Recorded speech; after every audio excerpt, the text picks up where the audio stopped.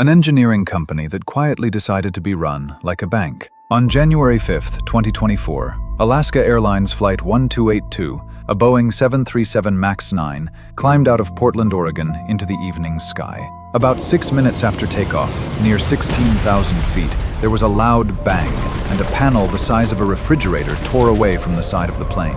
Wind roared through a hole in the fuselage. Phones and seat cushions were pulled out into the night. By a small miracle, no one was sitting in the 2 seats next to the hole, and all 171 passengers and 6 crew survived. When investigators found the missing panel in a backyard, they discovered something that should have been impossible. 4 bolts that were supposed to hold that panel in place were simply gone. 4 bolts on a plane built by Boeing. For most of the last century, those 2 words, built by Boeing, were a promise. Boeing made the planes that won wars and crossed oceans, and pilots had a saying, "If it ain't Boeing, I ain't going." So, how does the safest name in the sky deliver a plane with a hole waiting to open? The answer is not really a story about 4 bolts. It is a story about what happens when an engineering company decides to be run like a bank.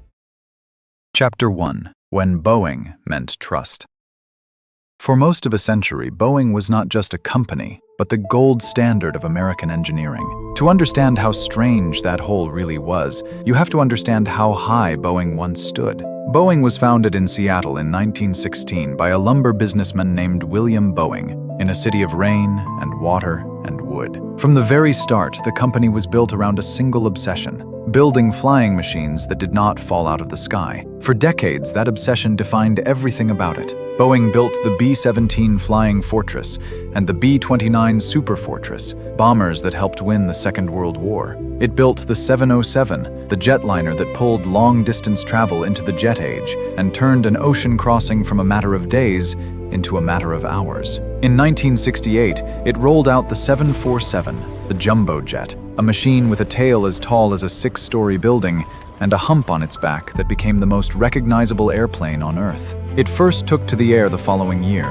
Boeing engineering even ran through the rockets that carried astronauts toward the moon. One journalist once called Boeing something like the State Department of American industry. That is how important, how trusted, how central to the country it was. Inside the company, engineers were in charge. If an engineer said a design was not safe, the conversation was over. Workers on the floor used to say that a single inspector could keep a multi-million-dollar jet from leaving the building, and no one above them would override it. Money mattered, of course, but money came second. Safety was not a department at Boeing, it was the religion. That is why the saying existed, "If it ain't Boeing, I ain't going," was not marketing. It was earned, one carefully built airplane at a time. But a culture that takes a century to build can be undone by a single decision, and that decision was about to be signed in a boardroom, far from any factory floor. Chapter 2. The merger that changed everything.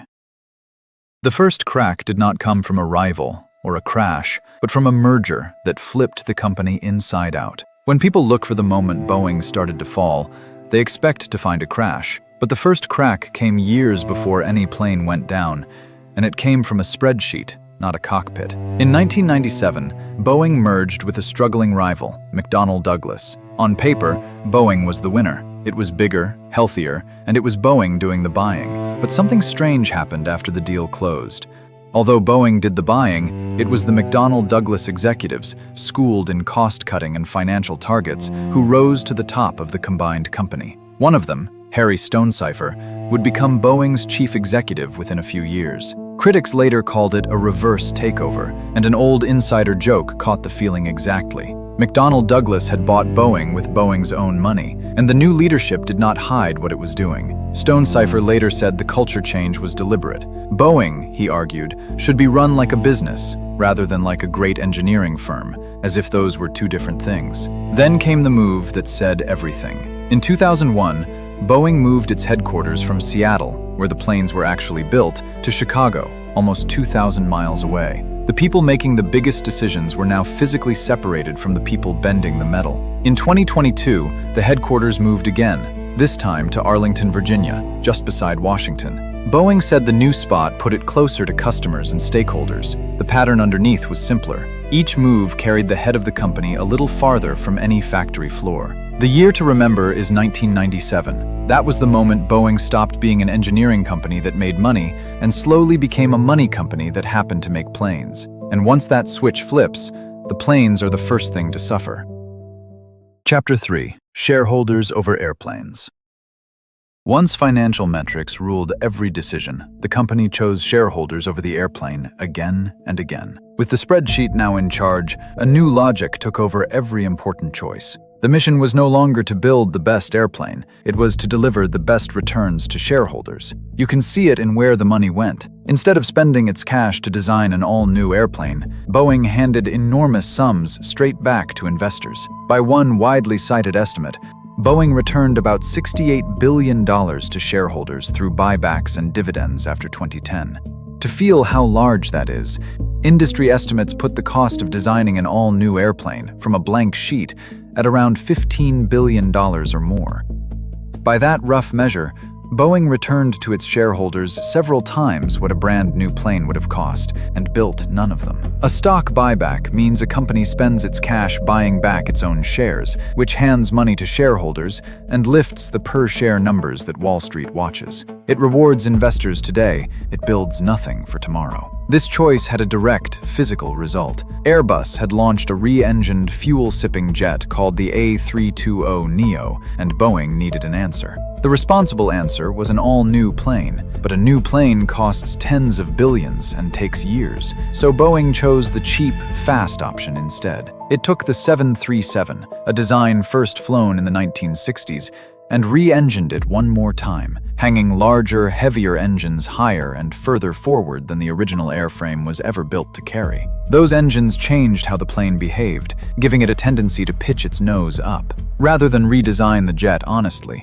Boeing added a piece of software called MCAS that automatically pushed the nose back down, so the MAX would handle like the old 737. That also let airlines skip the cost of expensive simulator retraining, and Boeing chose not to fully explain that system to the pilots who would fly it. To save even more, Boeing had already sold off the Wichita factory that built its fuselages, the body of the plane, to outside investors back in 2005. It became a separate supplier called Spirit Aerosystems, scattering responsibility for the airframe across the supply chain. Now watch the loop turn.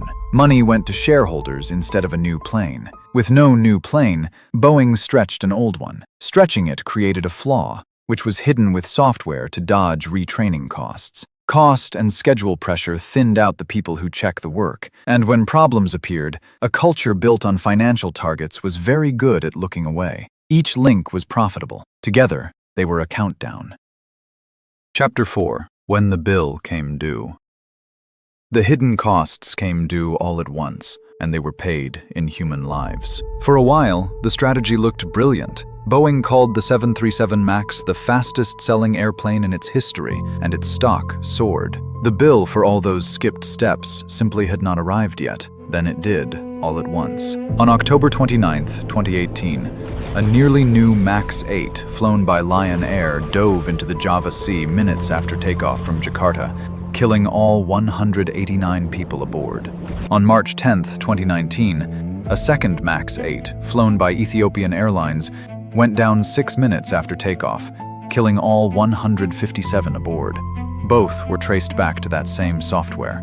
A single faulty sensor could wake MCAS, which then shoved the nose toward the ground again and again while the pilots fought it. Together, the two crashes killed 346 people, and the world grounded the 737 MAX for about 20 months. You would think a company would come out of that transformed, and then came Portland. Picture the scene again.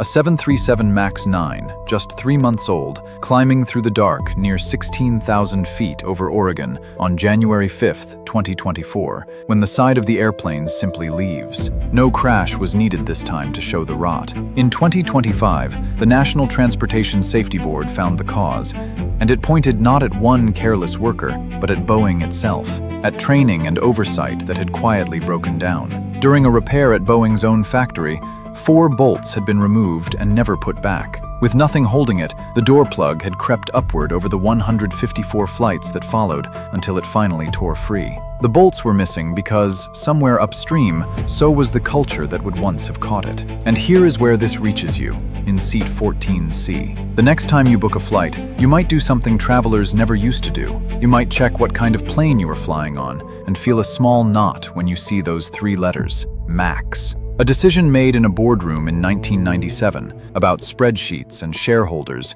is now strapped into the seat beside you at 35,000 feet. That is what financial engineering feels like when it finally reaches the passenger. It feels like a draft of cold air where a wall used to be. Chapter 5. The machine behind the collapse.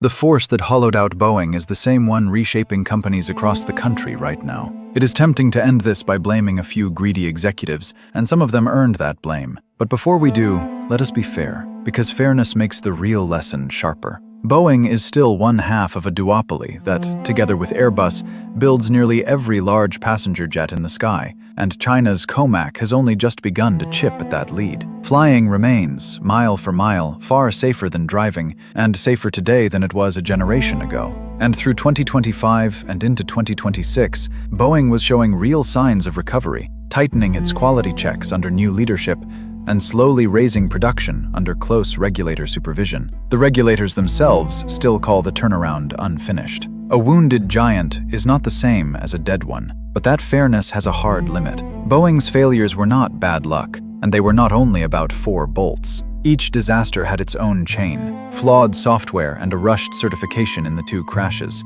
missing bolts and broken factory oversight in the blowout, a regulator that looked away through all of it. But run your finger back along every one of those chains, and they keep arriving at the same place. A single choice, made and remade for 25 years, to treat an engineering company as a machine for producing shareholder returns. And that choice is not unique to Boeing. Look around. Across the American economy, the same logic spreads. Companies borrow heavily to reward investors. They cut the unglamorous work of maintenance, research, and quality because none of it shows up on next quarter's report. They manage the stock price instead of the product. Different industries, the same machine. The deepest danger to a great institution today is often not a sharper competitor.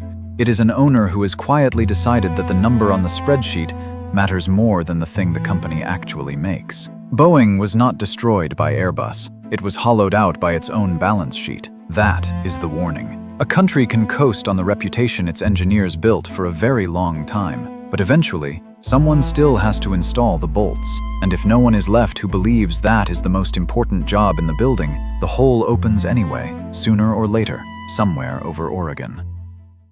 Outro. The hole was patched. The thinking was not. Every era trusts its giants. We assume the big, important things, the planes, the bridges, the hospitals, are watched over by people who care more about the work than the reward. Boeing spent a century earning that trust, and a few decades spending it. The lesson is older than aviation. A company is not its stock price. It is the thing it actually makes. When the people in charge forget that, the product does not forget. It remembers, in its own time, in its own way. So maybe the question worth sitting with is this: how many of the things you depend on every day are quietly running on missing bolts, held together by reputations earned long ago by people who are no longer in the room? If there is a company you once trusted that feels different now, tell that story in the comments. We will keep tracing where this machine goes next. The opening over Oregon has been patched. The thinking that opened it is harder to inspect.